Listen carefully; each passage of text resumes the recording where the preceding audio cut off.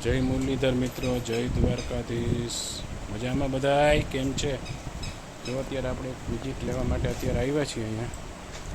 ભેંસને આપણે પર વજાઈને જોયું છે. અત્યારે આ ટોર્સનનો કેસ છે. જો આ ટોર્સન છે અને અત્યારે આપણે જોયું રાઈટ સાઈડ ટોર્સન છે. જો એ કાલ સાંજની આ કરી રહી છે આવું સ્ટેનિંગ. જો તમે જોઈ શકો છો ટોર્સનની ખાસ નિશાની પેલી કે જ્યારે આ ભેંસ સૂરમાં આવે ત્યારે એને પાછળના ભાગમાં પાડું ન આવે, પાછળ આવે જ નહીં અંદર, કારણ કે એનું ગર્ભાશય આટી મારી ગયું હોય. આટી મારી ગયું હોય એટલે આમ વિટળાઈ ગયું હોય. એમાં પરપોટોય ન આવે, એટલે વોટર બેગય ન આવે ને કાંઈ ન આવે. તમે જોઈ શકો છો. જો આ કેસ કાલ સાંજનું સ્ટેનિંગ કરી રહી છે. અત્યારે આપણે એને હવે વ્યાઈ ગઈ છે અંદર. આપણે પરફેક્ટલી જોયું વોશ ઓપન થઈ ગયેલું છે. 90 ડિગ્રી એનું છે અત્યારે ટોર્સન. જોઈ આપણે એને અત્યારે 1-2 રોલિંગ કરાવવા પડશે. જો તમે જોઈ શકો છો ભેંસ સાંજની આમ કરી રહી છે.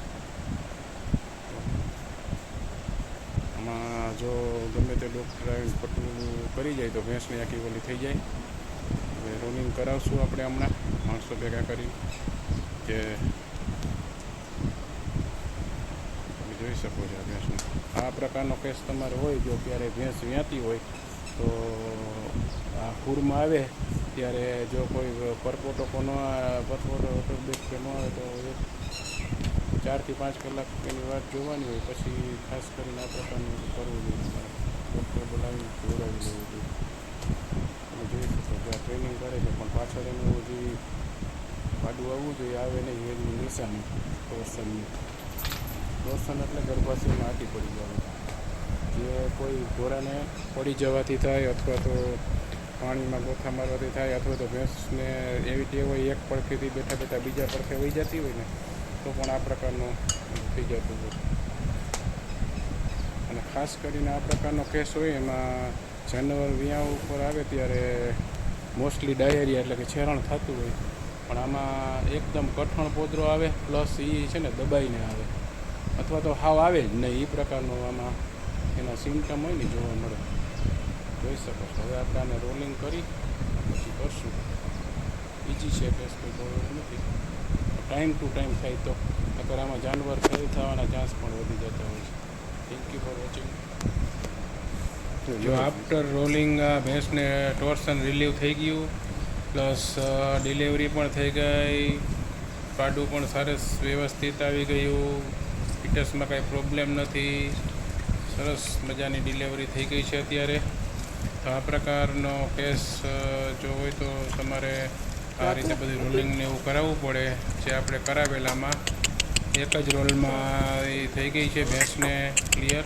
તો આ પ્રકારે જો એને આગળ આપણે દેખાડ્યું એ પ્રમાણે હવે એમાં આપણે રોલિંગ કરાવ્યું એનું ટોર્સનનું, અને ડિલિવરી અત્યારે થઈ ગઈ છે. આગળ ખાલી દોરો. અત્યારે આપણે એને જે કોઈ નર્વાઇન ટોનિક પ્લસ ટોનો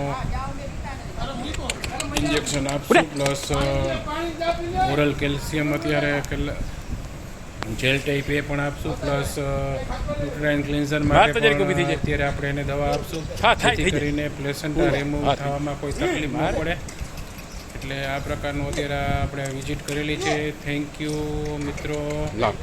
ન થાય એવું બને. જો આ સરસ મજાનો કેસ અત્યારે થઈ ગયો છે. આપણે સક્સેસફુલમાં થઈ ગયા અત્યારે. જો ભેંસ ઊભી પણ થઈ ગઈ અને હવે કેસમાં હવે કોઈ આને પ્રોબ્લેમ નથી. કાલ સાંજની આ ભેંસ ઓલી થતી હતી જે આપણે અત્યારે એને રોલિંગ કરાવી. નહીં હવે બધું થઈ જાય એમ કાંઈ નહીં. રિમૂવ જીવતું આવ્યું ને બહુ અત્યારે ઓલરેડી હતું. Thank you for watching.